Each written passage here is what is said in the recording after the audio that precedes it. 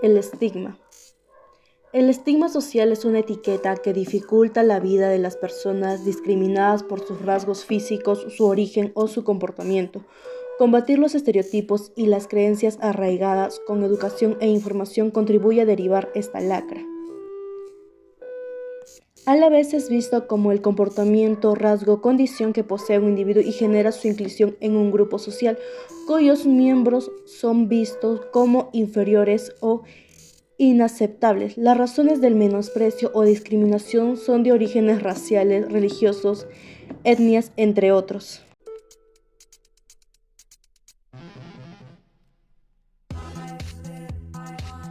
El alcoholismo es un desorden social que va atacando a muchas familias.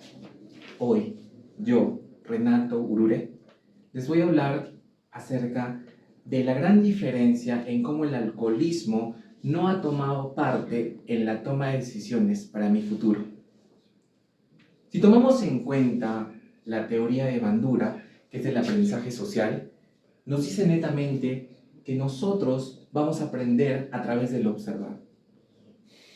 El niño, el infante, va a captar todo de acuerdo a lo que está captando y lo va a repetir después. Sin embargo, y hoy vengo justamente a hablarles de eso, hoy en día esto es diferente, ya que por un lado tenemos el aprendizaje social, también tenemos otra teoría donde podemos indicar que no todo lo aprendido va a ser captado y repetido para el futuro, sino también que uno es capaz de discernir entre lo bueno y lo malo. Es así como llego a esto para hablar de la teoría de Vygotsky, donde justamente nos dice lo mencionado. Yo he vivido 14 años con padres alcohólicos, padres los cuales siempre me educaron y donde hubo un ambiente de conflicto, pero el alcohol era parte primordial en sus conductas. Yo tuve la capacidad de discernir a los 10 años en elegir qué era lo mejor. Tengo una hermana 3 años menor que yo y es ahí donde viene la parte de Vygotsky. No solamente esto se va a dar,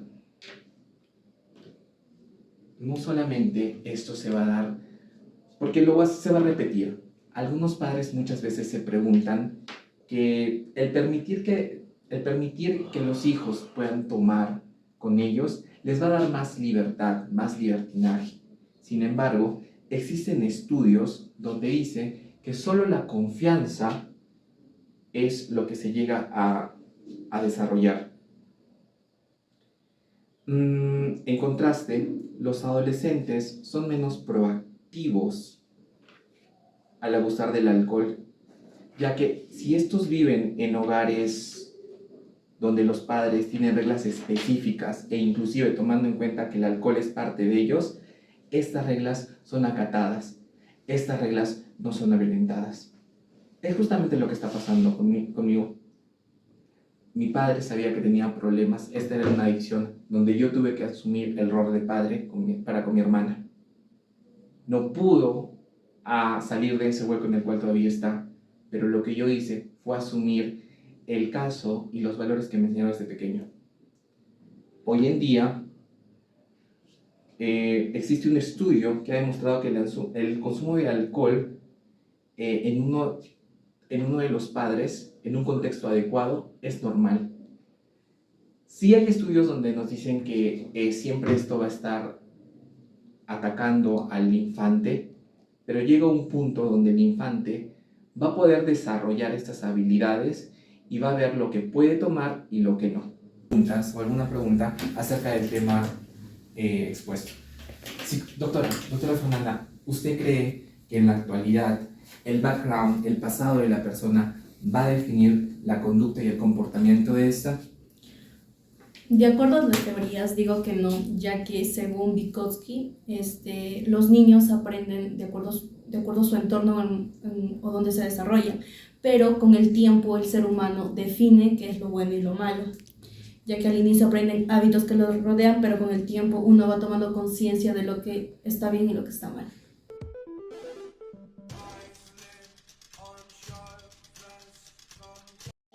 Los prejuicios y discriminación tienen un impacto social y personal a nivel social, ya que van en contra de la discriminación de las personas lesbianas, gay y bisexuales. Estos se reflejan en los estereotipos cotidianos que persisten a pesar de la falta de evidencia que los respalda. Un ejemplo que podría darles es las limitaciones en las oportunidades laborales y en las crianzas de los hijos, que ahora va como un tema muy mal, que la gente tiene un estereotipo muy malo. De acuerdo a la teoría de Bandura, admite que aprendemos estando ligados a ciertos procesos de condicionamiento y refuerzo positivo o negativo, del mismo modo que reconoce que no puede entenderse nuestro comportamiento si no tomamos en consideración aspectos de nuestro entorno. Y utilizando la teoría de Vygotsky, los niños aprenden haciendo suyas las actividades, hábitos e ideas de los miembros de la comunidad en la que crecen. Entonces, juntando todo esto de los estigmas sociales y estas dos teorías, se llega a revelar que los niños que crecen con padres homosexuales o madres lesbianas tendrán un desarrollo emocional, cognitivo, social y sexual tan estable como el de los hijos de los padres heterosexuales. La orientación sexual de los padres es mucho menos importante que tener padres amorosos que estimulen y apoyen a los niños. Pasando a la ronda de preguntas, te planteo esta. ¿Qué opinas tú sobre el pensamiento de que un niño al crecer con padres homosexuales tendrá una educación informal? Bueno, yo opino que este pensamiento es muy erróneo porque la educación se basa en todo y no solo por tener padres homosexuales. Eso ya se convierte en un estigma social.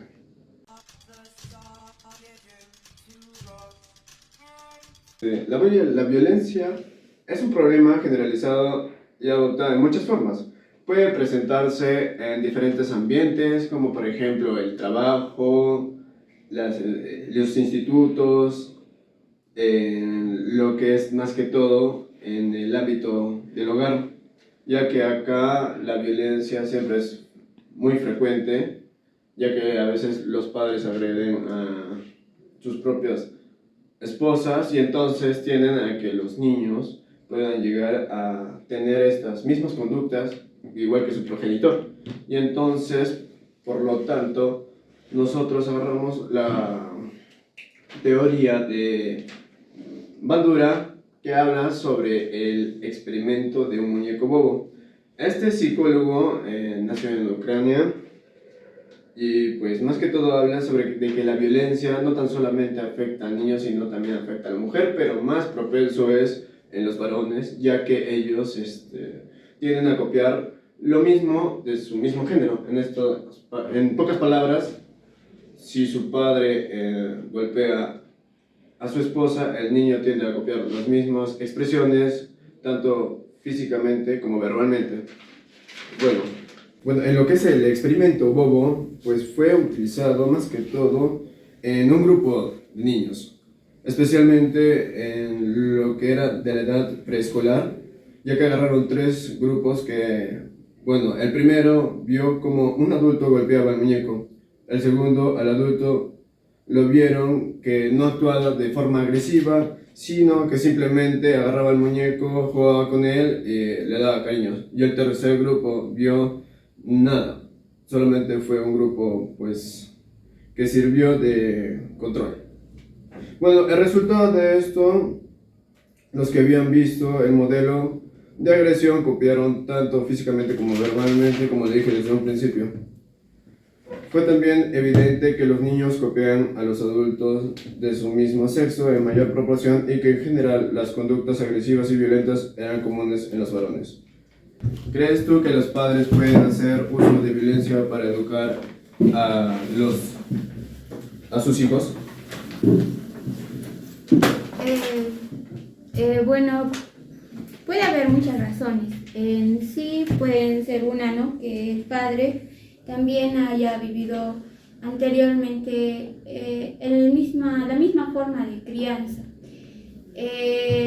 Y el hecho de que ellos también lo apliquen está mal, porque lo que se debe de hacer ante un niño que digamos es un poco desordenado es explicarle, ¿no? De cómo lo puede hacer no, llamarle la atención, pero con palabras, porque nosotros somos seres que dialogamos e interactuamos de esa forma, y es lo más adecuado y sano también para los niños, ya así no causar daños ya para futuro al niño, ¿no? Hacer como tener traumas, ¿no? Con eso de la violencia, o tal vez que el niño empieza a tener ciertos resentimientos hacia los padres y tenga sobre todo un desarrollo adecuado.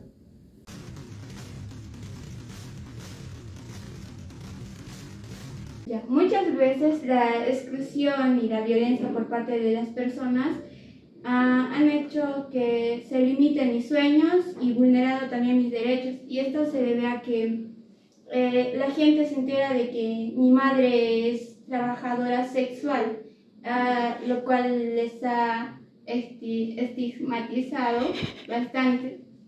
Debido a que esto sucede debido a que las personas en general piensan que los niños aprenden a través de la observación y la imitación, que está planteado por Bandura, lo cual plantea, ¿no?, que un niño a través de la observación imita a sus padres, y lo cual no podemos negar, porque en muchos casos estas mujeres sí reproducen estas conductas en su manera de crianza, y a veces también eso hace que sus niños reproduzcan ciertos actos, que muchas de estas mujeres comparten y reproducen estas conductas y la tradición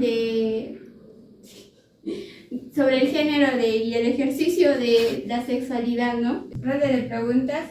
Según tú, Renato, ¿por qué crees que ocurre más la estigmatización en mujeres que se dedican al trabajo sexual? Debido a los prejuicios que tiene la sociedad, básicamente estos estigmas tienen que ser eliminados, ya que las personas con trastornos mentales deben enfrentar no solo esto, sino que también se tienen que normalizar muchas veces, y también no solo normalizar, sino que también se deben enfrentar a todos los problemas que se encuentran en este cuadro. Deben ir en contra de los efectos de los estigmas, los que tienen grandes consecuencias no solo en las personas, en este caso en las mujeres, sino también en las personas que están alrededor de estas.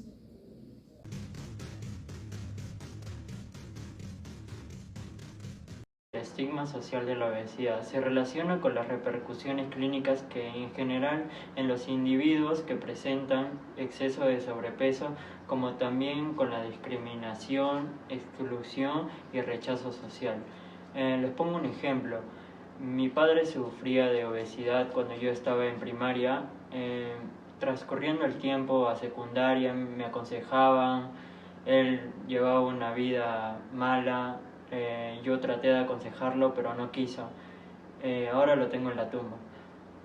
Ahora, según la teoría de Bandura, es que sí o sí se imitará tal cual lo visto sucedido. Yo tomé la teoría de Vygotsky, ya que con el tiempo se puede mejorar y aprender a llevar conciencia de llevar una vida sana.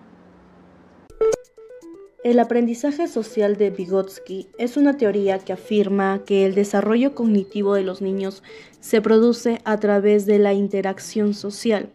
Según Vygotsky, los niños aprenden del intercambio de experiencias e ideas con otros individuos y con el entorno. En cambio, el adulto es el facilitador del aprendizaje del niño, que adquiere nuevas y mejores habilidades y el proceso lógico de su inmersión a un modo de vida rutinario y familiar. Tal como lo hizo él, Albert Bandura también centra el foco de su estudio sobre los procesos de aprendizaje en la interacción entre el aprendiz y su entorno. Y por un lado, admite que cuando aprendemos estamos ligados a ciertos procesos de condicionamiento y refuerzo positivo o negativo. Del mismo modo, reconoce que no puede entenderse nuestro comportamiento si no tomamos en consideración los aspectos de nuestro entorno que nos están influyendo a modo de presiones externas, tal y como dirían los conductistas.